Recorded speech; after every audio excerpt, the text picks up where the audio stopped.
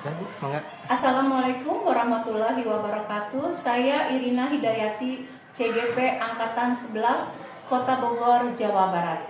Kali ini saya akan melakukan demonstrasi kontekstual modul 3.1 pengambilan keputusan berbasis nilai-nilai kebajikan universal sebagai pemimpin bersama Ibu Kepala Sekolah SDN Cibalagung 4 Kota Bogor, Ibu Mia Kurniasih SPD.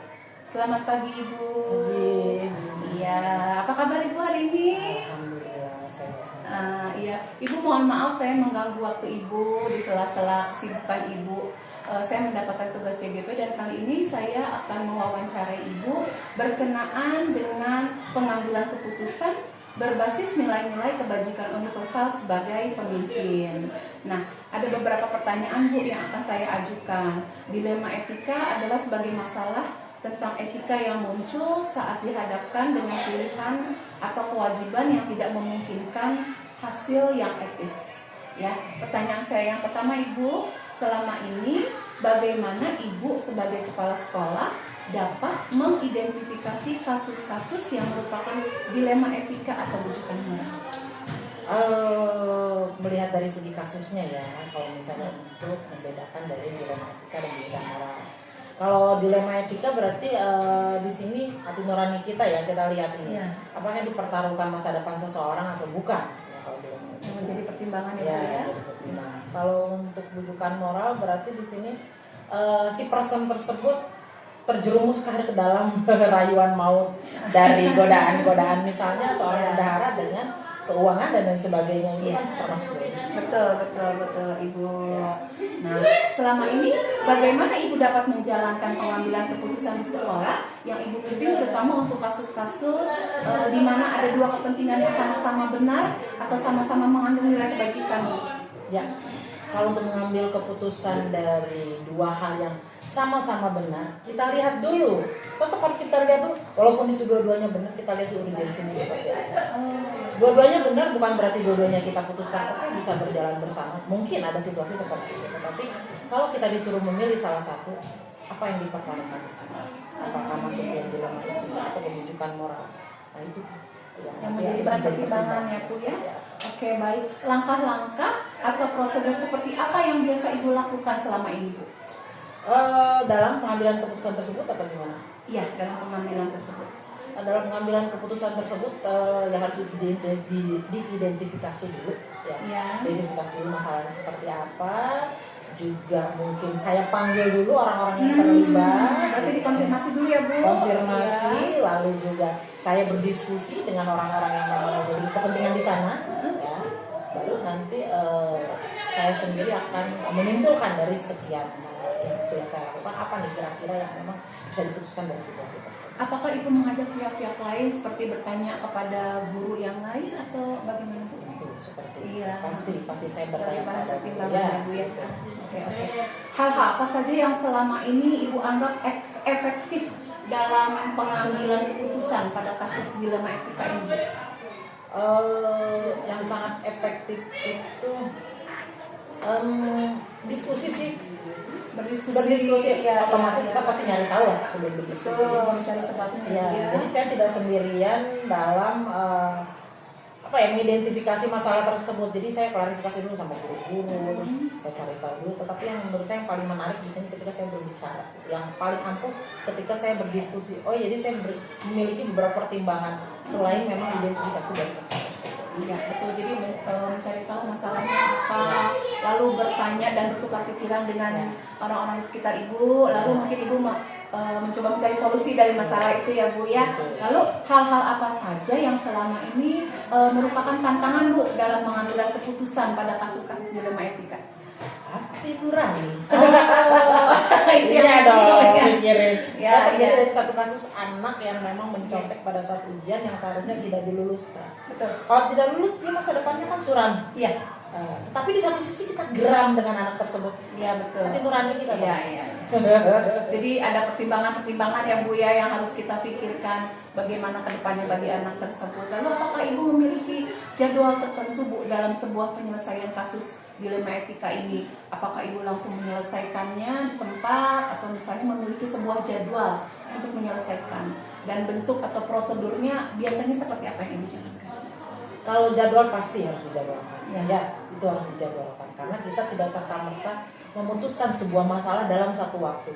Kita harus cari tahu dulu kebenarannya seperti apa, kita pertimbangkan dulu nanti akan seperti apa, diskusi dulu dengan pihak terkait, baru saya memberi keputusan dari apa yang sudah kita lakukan.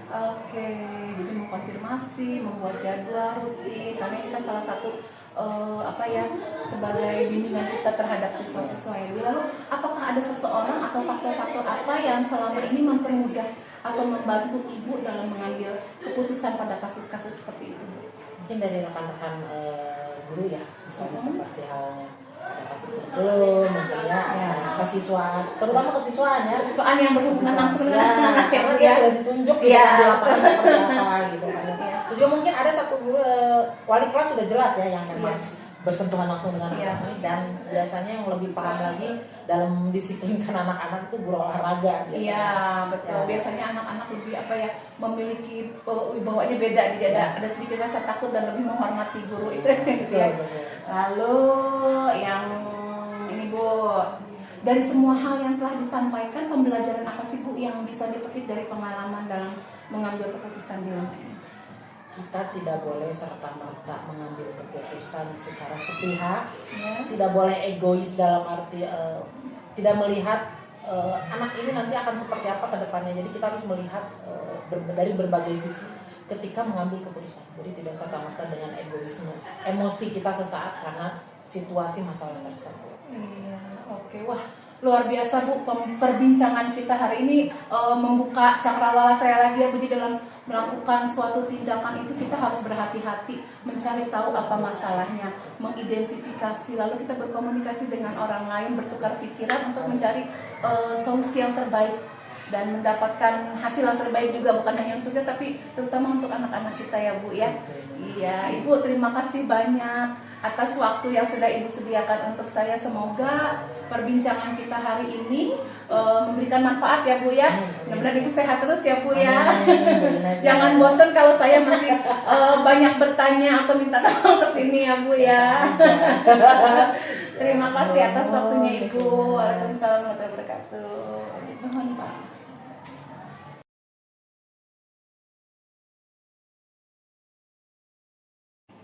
Baik, untuk wawancara selanjutnya saya akan melakukannya dengan Ibu Risna Rahmawati, MPD, Kepala Sekolah SD Negeri Gang Aut, Kota Bogor. Selamat siang Ibu. Selamat siang. Terima kasih Ibu sudah menerima saya, dan mohon maaf saya mengganggu waktunya Bu. Ya. Kali ini saya akan melakukan suatu wawancara dengan Ibu berkaitan dengan kasus yang merupakan suatu dilema etika ya Bu ya, dimana sebagai masalah yang muncul saat dihadapkan dengan pilihan atau kewajiban yang tidak memungkinkan dengan hasil yang etis. Nah, boleh ya Bu ya, kita mulai pertanyaannya Bu ya. Nah, selama ini sebagai kepala sekolah, bagaimana Ibu dapat mengidentifikasi kasus-kasus yang merupakan dilema etika atau rujukan moral Bu? Oh iya, baik, terima kasih Bu Ina. Ya.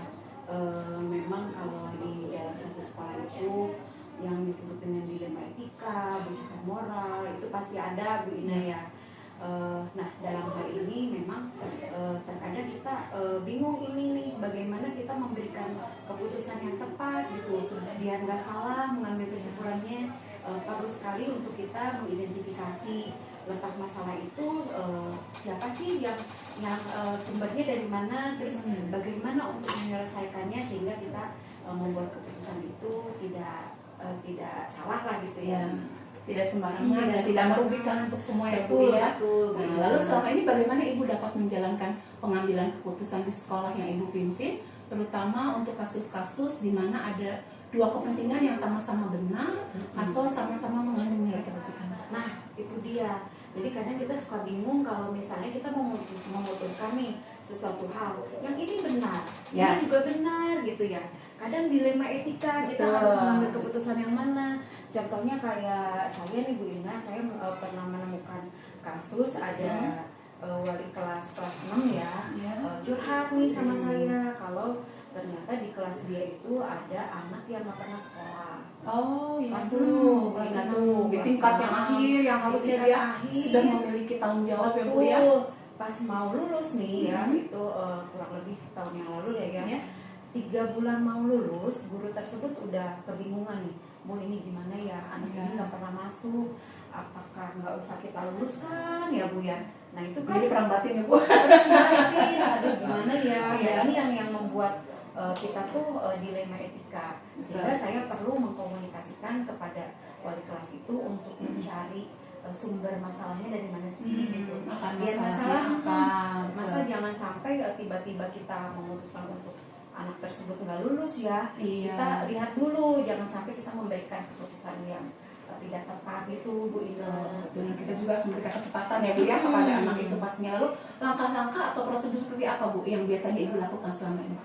Yang kemarin itu ya, yang kemarin di masalah ini tuh yang saya lakukan yang pertama saya mengajak guru tersebut untuk mengidentifikasi Oh iya. penyebabnya, apakah ada yang galakin gitu ya, misalnya anak tersebut kena bully kah gitu, atau mungkin saya juga mengajak berdiskusi dengan guru tersebut, ada nggak misalnya ketika pembelajaran yang diberikan sama wali kelas tersebut yang bikin suasana nggak nyaman terhadap si anak ini. Nah, jadi dicari dulu informasinya, atau mungkin juga latar belakang di keluarganya seperti apa, apakah ada masalah gitu Bu Ina. Jadi paling saya mengajak diskusi dengan wali kelas tersebut untuk mengidentifikasi penyebab dari anak tersebut nggak mau masuk sekolah. Jadi komunikasi dua arah, mencari identifikasi masalah, lalu untuk mencari solusi yang tepat mungkin itu ya Bu ya. Betul. Nah, lalu hal-hal apa saja yang selama ini sudah Ibu anggap menjadi hal yang efektif nih dalam pengambilan keputusan pada kasus dilema etika itu Bu? Kalau menurut saya sih itu kita perlu mencari komunikasi yang baik ya, komunikasi yang baik dan informasi yang tepat juga, entah itu dari wali kelas dan juga dari orang tua. Nah waktu itu yang saya ambil Bu Ina, saya menganjurkan kepada wali kelas tersebut untuk mengajak ngobrol orang tuanya.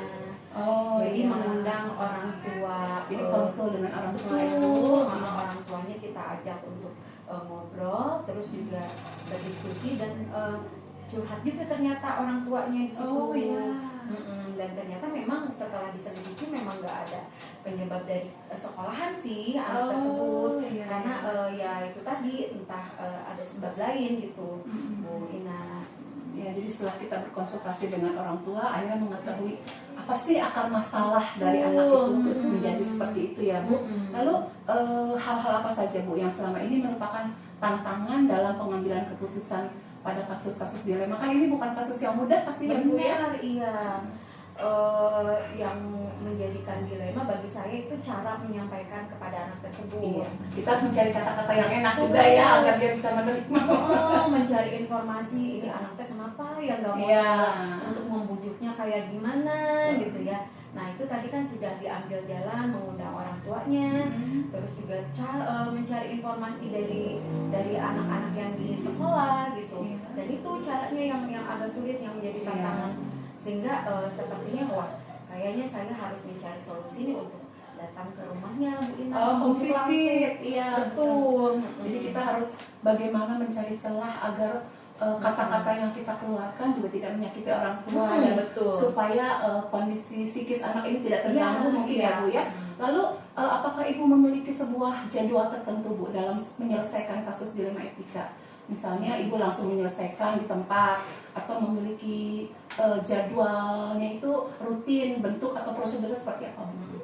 Kalau jadwal tertentu atau khusus sih enggak ya, karena kan kadang permasalahan itu tidak terduga datangnya kan ya, tiba-tiba terus unpredictable ya Bu ya. Jadi paling Bu Ina ketika masalah itu datang, saya berdiskusi, kemudian baru tuh disusun kapan nih perlu dilakukan tindakan. Misalnya hari ini berdiskusi dengan wali kelas, kemudian wali kelas diberikan waktu untuk mencarikan informasi ada apa nih di kelas tersebut gitu ya, apakah ada masalah atau tidak. Nah setelah itu baru berdiskusi juga melanjutkan untuk mengundang orang tua murid tersebut keesokan harinya. Nah terus nggak lama keesokan harinya kita home visit. Waktu itu kebetulan saya ditemani wali kelasnya dan juga 2 orang guru untuk pergi ke sana, lumayan agak jauh juga ya. Jadi karena rumahnya jauh sehingga harus ada jadwal kapan nih kita bisa ke rumahnya. Jadi nggak ada jadwal yang khusus sih Bu Ina. Jadi ibu konsultasi dulu dengan wali kelas, mencari solusi. Setelah itu mencari alternatif lain dengan konsul orang tua ya Bu ya. Betul. Oke, lalu adakah orang-orang atau faktor apa sih selama ini yang mampu mempermudah ibu atau membantu dalam mengambil keputusan ini Bu? Menurut saya yang sudah dilakukan itu kemarin ya, menjalin komunikasi yang baik gitu dengan wali kelasnya, komunikasi terus ya, sehingga kan efektif tuh, kita tahu informasinya, kemudian juga mencari informasi ke orang tuanya, sehingga dari keterbukaan mereka, komunikasi yang baik, dan hal itu tuh alhamdulillah bisa dilakukan dengan lancar. Terus home visit juga itu kemauan dari wali kelasnya untuk Bu yuk kita home visit saja gitu, dan alhamdulillah hal itu bisa dilaksanakan. Menjadi solusi yang baik ya Bu. Jadi intinya itu adalah bagaimana cara kita mengkomunikasikan ya Bu ya, dengan wali kelas, dengan anak itu dan juga dengan orang tua ya Bu ya. Lalu dari semua apa yang telah disampaikan ini, pembelajaran apa sih Bu yang dapat dipetik dari pengalaman Ibu dalam mengambil keputusan ini Bu? Kalau menurut saya dalam mengambil keputusan kita ini kan kita nggak boleh terburu-buru ya Bu Ina, sehingga apa yang kita putuskan ini jangan sampai menjadi satu penyesalan ke depan.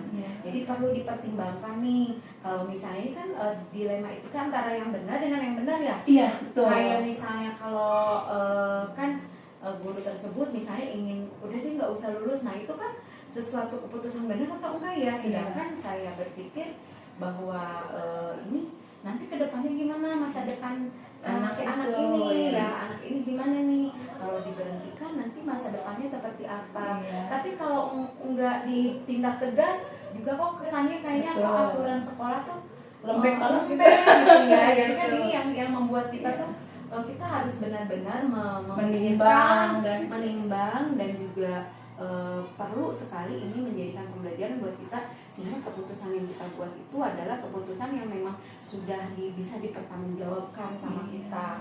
Gitu. Baik Ibu, jadi kalau dilihat dari semua jawaban Ibu, yang utama itu adalah mengkomunikasikan, lalu kita harus mencari langkah-langkah bagaimana ya mencari solusi agar keputusan yang kita buat itu tidak merugikan orang lain. Selain itu kita juga bisa tetap menegakkan aturan yang ada di sekolah. Di satu pihak kita ingin menyelamatkan anak ya Bu ya dalam kasus ini, tapi kita juga ingin menegakkan sekolah kita punya aturan dan semua orang yang ada di sekolah ini harus mengikuti aturan yang ada. Mungkin itu ya Bu ya. Baik Bu Risna, luar biasa pembicaraan kita hari ini sudah membuka cakrawala dan paradigma saya dalam mempelajari modul 3.1. Semoga semua itu bisa bermanfaat ya Bu ya. Terima kasih atas waktunya. Jangan bosan kalau saya sering bertanya ke sini Bu. Sukses terus ya. Terima kasih Ibu, sehat selalu ya Bu ya. Terima kasih atas waktunya Ibu. Oke, sama-sama Bu.